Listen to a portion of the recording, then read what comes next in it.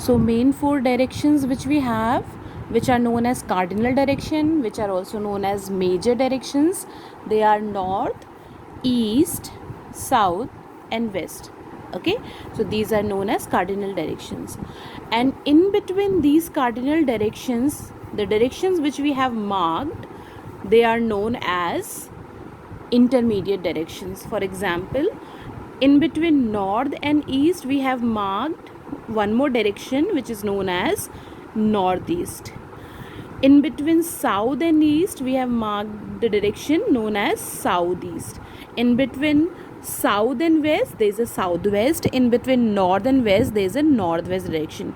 So these are four intermediate directions which lie in between the major directions or the cardinal directions, you can say. Okay, like northeast, southeast, southwest, northwest. Okay, now I am going to give you an example related with the directions so that you understand directions well. Okay, so if you relate these directions with the time given in your wall clock, then you can easily understand these directions and you'll never forget it. For example, when your clock is at 12, as you can see 12 I have written here, when your clock is at 12, it represents which direction? It represents north. Okay, which direction? North. So this N stands for north. Now if when you will move clockwise, as you can see here, when you will move clockwise, then when your wall clock is at 3, then it represents which direction? You can see capital E is written here.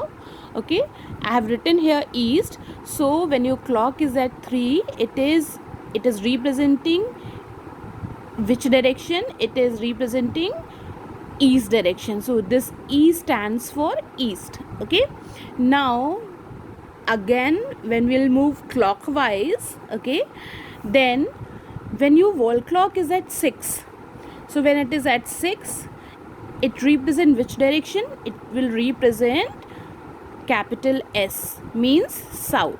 Okay, capital S stands for south. So when your wall clock is at 6, it represents south direction. Okay, now again when we'll move clockwise, okay, when we'll move clockwise like this, when we'll move clockwise like this, oh, pen is not working.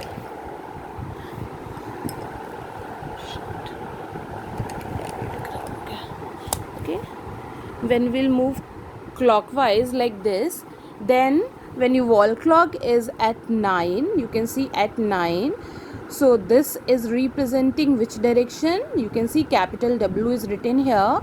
So this capital W stands for west. Okay, so